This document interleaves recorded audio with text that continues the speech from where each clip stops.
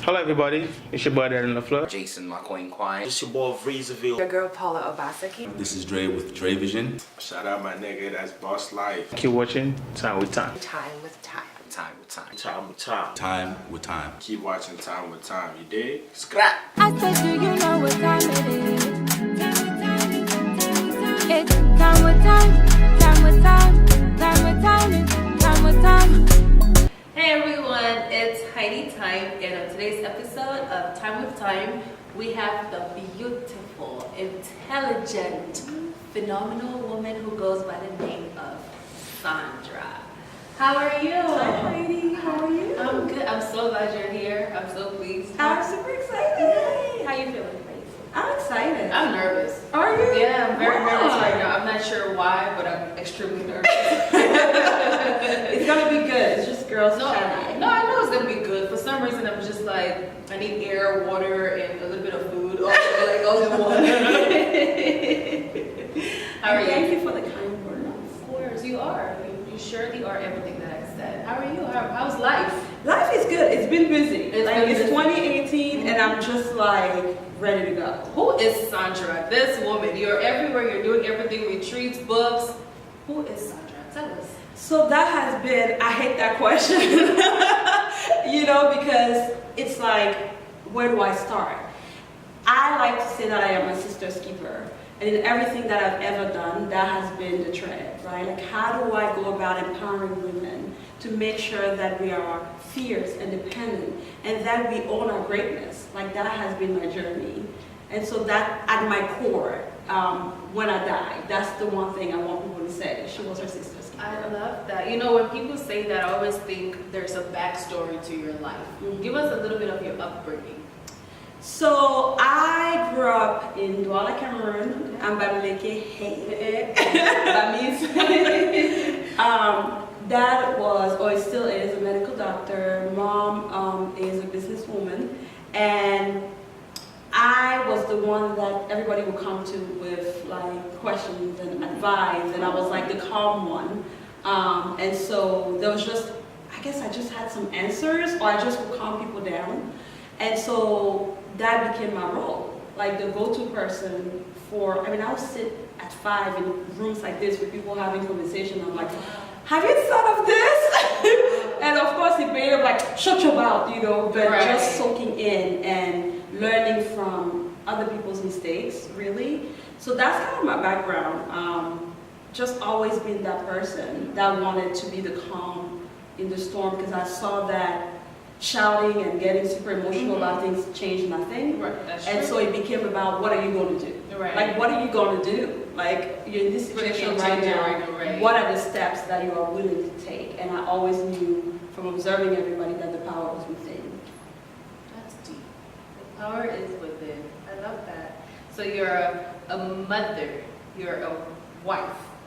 You're an author. What don't you do? Oh, a whole lot of stuff. It seems like A whole lot of stuff. like you do everything that's just you're supposed to be doing. You know what I mean? Like what we women want to do. You want to be a mother, a wife. You want to do this. What do you not do? A whole lot of stuff. It takes a village. Right. I don't know the last time I cooked. Wow. You're that busy? Child. It's not my favorite thing. Oh, okay. You know what I mean? It's not even no. that I'm that busy. It's Right. just not like my favorite thing. And so when it comes to be the definition of like what society wants women to be, I don't think that I'm a good example.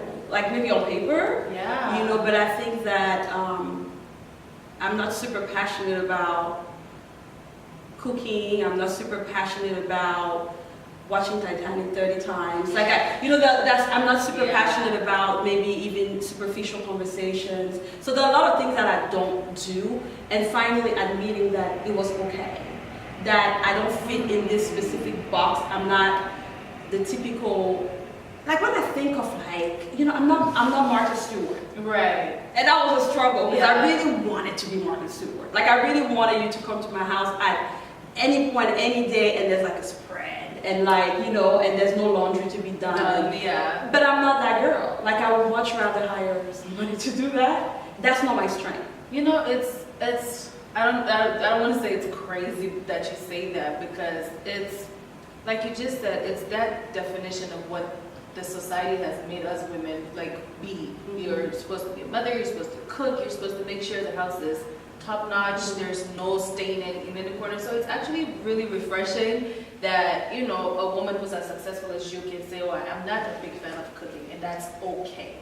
You know, it doesn't make me less of a woman, and that's very okay. I like that because I'm not a big fan of cooking. I do cook, but it's not like I'm not the one to say I'm gonna pound for food today and make sure there's 17 different meals a day. That's not just me either, but you know.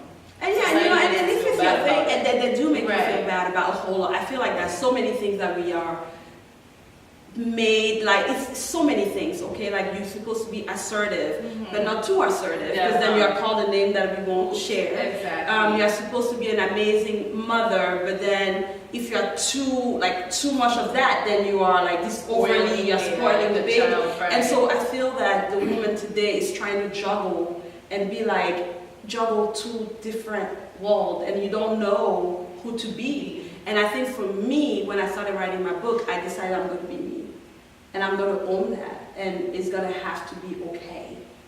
Even if it's just okay with me. Yeah. It starts with self. Yes. That's important. I feel like that's one thing that, even just me growing up as a young adult, I'm defining myself as me. This is me. I should be okay with me before anybody else is okay with me. That's you know so what true. I mean? What's a day in the life of Sandra like? Your questions are good. So this is weird because I'm usually on the other side asking questions. I'm like, ooh. A day in the life. So I think what would be helpful to the viewer is if I could compare what my life was, because really last April was when my life flipped. I had a conversation with somebody who said, what happened? I woke up one morning and you were everywhere. Like, how did that happen? Right. And really the question you ask is because I changed my routine. And I'm so passionate about strategies and actual things that you can really do to change your life.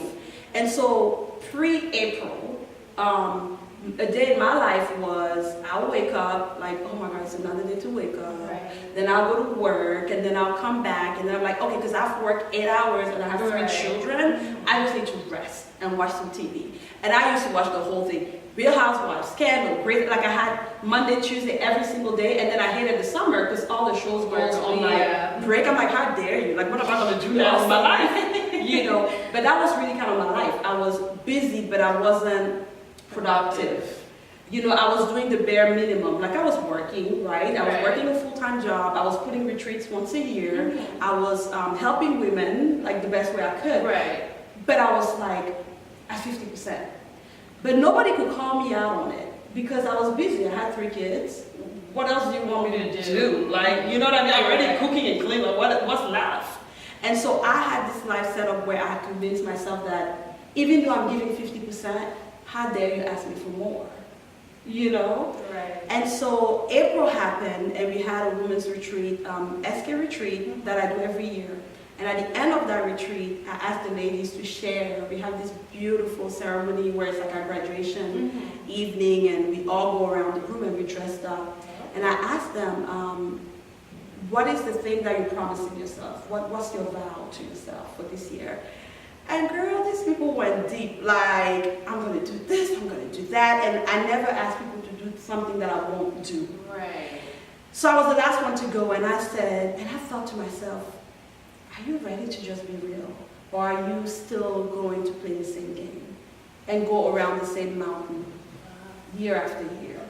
And I decided for the first time, like, I'm just going to give you 100%. And I said to them, by this time next year, I'll have my book written. And what I did not know then was that doing that was going to change everything. It was going to require me to change my routine. And that's why I love your question about like what is a day in the life. So today, a day in the life is I wake up, I meditate or pray or visualize for like 10 minutes and go work out. It doesn't matter if it's 5 degree, 2 degree, it doesn't matter. And I don't, you know, I can't run. So my definition of like working out was, because my thing is start where you are with what you have. Yep. I go for a walk, I do my 3-mile walk, or I just started jump roping, which is cool. Come home, take a shower, go to work, come back, and I can say I've not watched, I think I've gone from watching about 30 hours of TV a week to maybe an hour and a half, and I'm watching Shark Tank. Wow. And every single minute, if I'm not being a mother, I am building my empire, I am encouraged, I'm being intentional and being productive. And I've decided I'm going to do 100%. And that's that. And it's my 100%. You know, it doesn't matter that other people, because well, but you're already doing a lot. Yeah, that was a lot to you, that was 50%. You know what I mean? Sure. So that's what my routine looks like today. You said two words that in my head right now, that's what's going, and I feel like after I leave here, it's the one thing I'm going to remember: intentional and productive. Why do you use those words to define your own self, like your goals? Because you can be busy doing nothing. And I can honestly say that I was super busy. I mean, not doing nothing, but doing the wrong thing. Right. And being in other people's lanes. And being so focused on, what is she doing? Or how is this person doing? Or really, my thing was always, again, so the thing with your gift is that it's tricky. So your gift has its blessings and also has its curse. And for me, my gift is to uplift, empower, and help other people build, right? And for that, when you are hiding, which is what I was doing in essence, right, giving 50%, you can be very distracted. And so any new idea that somebody will come and share with me, I'm like, girl, we can build this. I'm going to show you how we're going to do this. And I was so focused on that, because I was so scared to like do it for myself. Yeah. And so I was busy, but I wasn't productive, because if you were born to be a singer and you are directing the choir and never singing, you're around your gift. You might feel good about it because you're around your gift, but you're not being productive, because there are lives that are attached to your gift, to you actually singing, that you directing the choir might make you feel okay because you're around that gift, but you're not being productive. Hi, this is Sandra, best-selling author, The Business of You Hiding in Plain Sight. I am spending time with time. Enjoying our episode? Make sure to subscribe to our YouTube page and follow us on Facebook to catch up on past episodes and stay up to date with our show. And now, back to the show. Your life, there's lives around your gift. I'm like thinking about my life now. What can I change? I need to change this, change that. But tell us about your book. It's Hiding in Plain Sight. What inspired this book? How was your journey? What is it like now, just knowing that you are a best-selling author? Thank you. Congrats. Thanks. You're welcome. So, you know, like I've always wanted to write a book. Like I was 5 years old, sitting on a couch with my dad saying, so tell me your whole story. I'm going to write your biography, right? And I'll just write it down, and every day be like, okay, no, but what happened when you were 17? Yesterday you said you were 14, now you're telling me about being 20. And like literally wanted to write every single aspect of his life. And I did that, and of course with 7, you can remove rights first. Yeah. Like, please. So I had that dream, and every time like somebody would write a book, I'll go to book signings, and I've always loved books. Like oh my gosh, like I love books. Oh, wow. And so I would jokingly tell people, look, I'm going to write my book. And people would laugh, and I would laugh, and never really took it seriously until I stood up at the retreat and said I was going to do this. The struggle for me after that was, what book do I want to write? So this is my second book. The first book is a guide to creating wild retreats, and it's really to help people that are trying to create, you know, conferences for women, or any gathering that you want a transformation to happen. Right. That's the book for you. And then this is the second one. But the challenge for me was trying to figure out what story to tell. Because I had been so used to telling everybody else's story that I felt very uncomfortable, because I felt like I was living a double life. You know what I mean? Because when you're giving 50%, you get comfortable in that. You're living a double life. You're living a lie. True. That is true. And so I wanted to write a story about so many different things and people, and the problem was that wasn't authentic to me. It wasn't me. And I had a conversation with my mentor, so I believe in mentorship. I think everybody should have a mentor. And Dr. Shirley, and we were talking, and I was planning the retreat. That was even before the retreat. I was planning the retreat, and I was asking her, how do you think this retreat is coming along, because she's been a speaker at every single one of my retreats.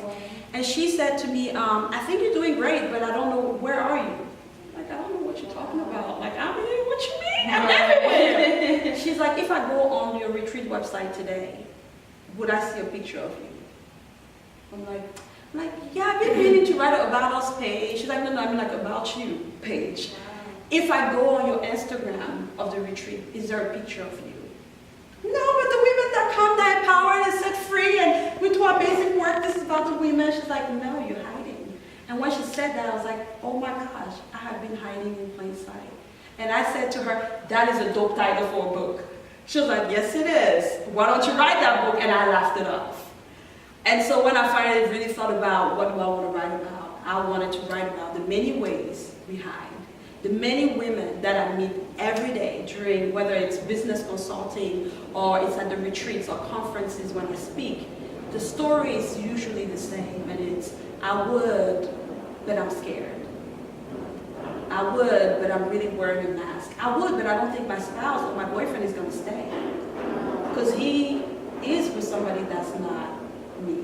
Wow. He is invested in this girl that's not real. And so I am scared of the cost of being myself. And so I thought, what would be the book that would have changed everything for me 5 years ago? Let me write that book. And this is how this was birthed. Yes. I love that. You're inspiring. I'm like Oh, sitting there thank like, you know you. what? I just want to change what am I hiding? What is this? But you know, even for, like you said, it's kind of like you're hiding in plain sight, because even for me, like even to this day, I tell my team, and they're behind the camera right now, but I tell them all the time, like, I want somebody else to do the interviews. I want somebody else to have this conversation. And they're just like, Heidi, it's a you thing. You should be doing it amazing. Thank you. You're really good at this. Thank you so much. And it takes a lot for me, because I'm just like, I'm okay with being behind the scenes. I want to be there. I want to, you know, help somebody else become what they want to be. And you just saying that is telling me also you're willing to help someone else, but are you willing to help yourself? Oh yes. And I'm asking those questions as you speak, and I'm like, wow, this is changing me in just a few minutes of conversating with you, and that's big, you know. You have to save you. And I think that was my dilemma with God for a long time, because I felt that I was gifted, and I think we are all gifted. Right. And it became about me producing. I almost felt like, oh, because you gave me this gift, then I'm required to produce. But how about me? Who calls me? Like, who cares that I'm having a bad day? And that's the thing, when you're always uplifting and you're somebody's sisters, you're somebody's keeper. How about you? And I think that you matter. You are valuable. Yeah. Your life is important. And yes, I want everybody to shine, but there's a time where you have to come out of hiding and shine as well. So no, absolutely not. Nobody else should sit on that chair. This is your show. I saw something on your Instagram, and it's a quote, so I'm gonna read it exactly, verbatim. And it said, "When I talk about the light, I'm not referring to fame, accolades, and awards."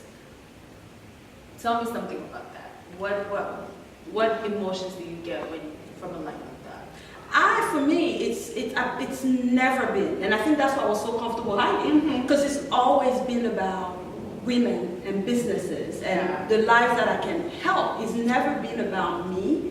And so when I talk about coming out of hiding, people think it means, oh, well, let me just take a naked picture, or let me just put out whatever video and become famous. I'm not talking about fame. I'm talking about the fact that at the end of your life, God is going to ask you, what did you do with my gifts?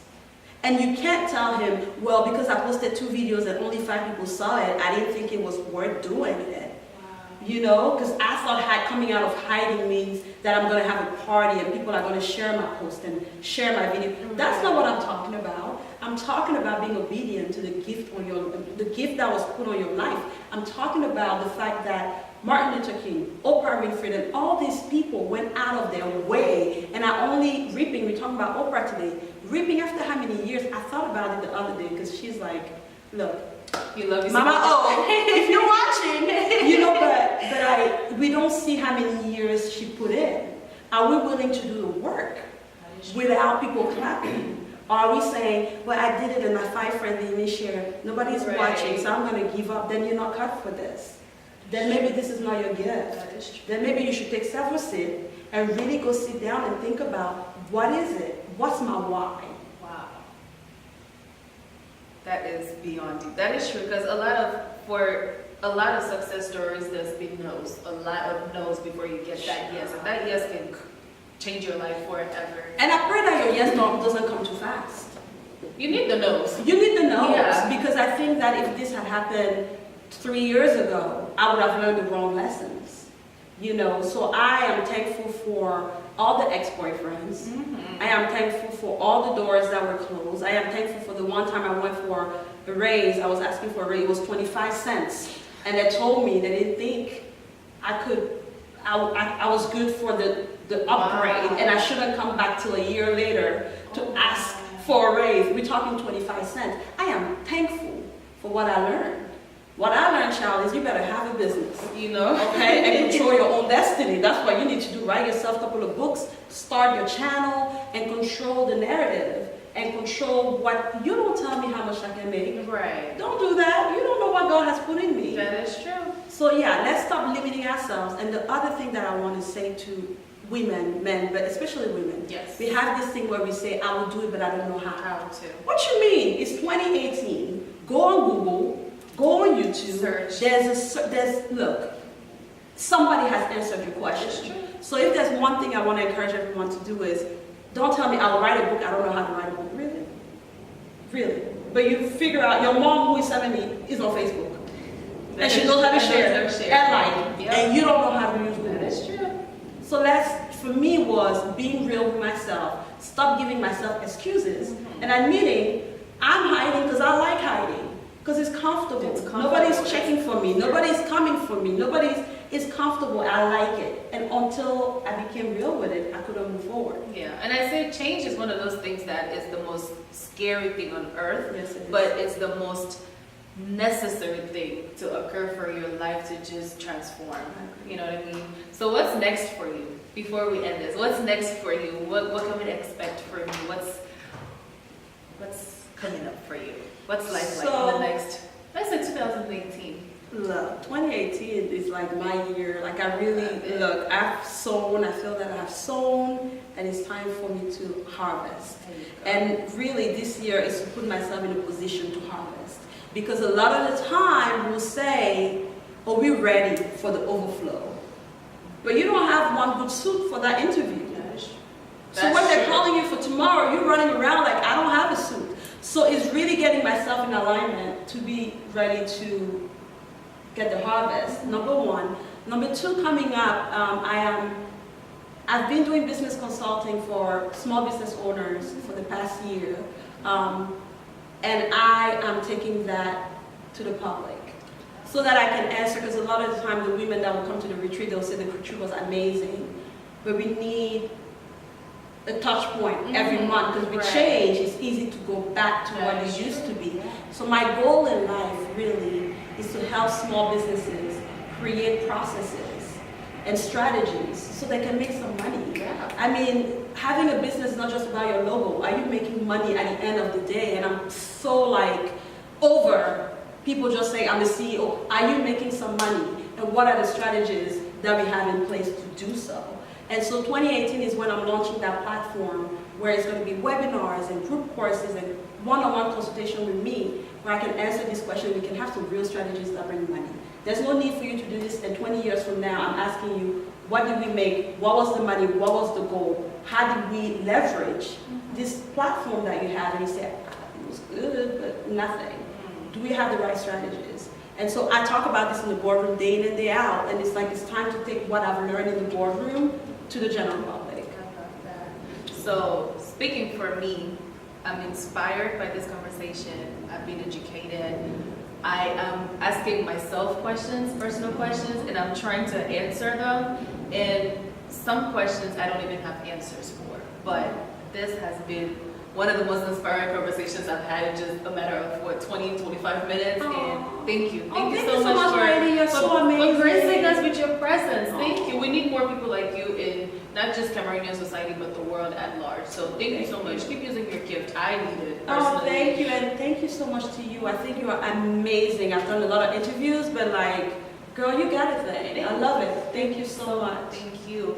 So before we head out, where can we find you? Instagram, wherever you need to share a phone number, if you give that out as well. How can people reach you? So Sandra Kemayou, first and last name.com has all of my information. We are having a retreat happening in Austin in September. So make sure you apply. It's for really business, serious people that you may not have all the answers. We don't need you to have the answer. You have a dream, you have a gift, you have a logo. You may not have a logo, but you are saying this year is my year and I need some answers. That's the retreat for you. It's time for our people to have a place where we can really come and learn and get real tools, not just be empowered, but empowered to act. Yes. And so I invite you definitely to come to my retreat, but SandraKemayou.com has all of the information you ever need, and you can purchase my book from there as well. Perfect. On that note, ladies and gentlemen, Miss Sandra Kemayou has been your guest, and I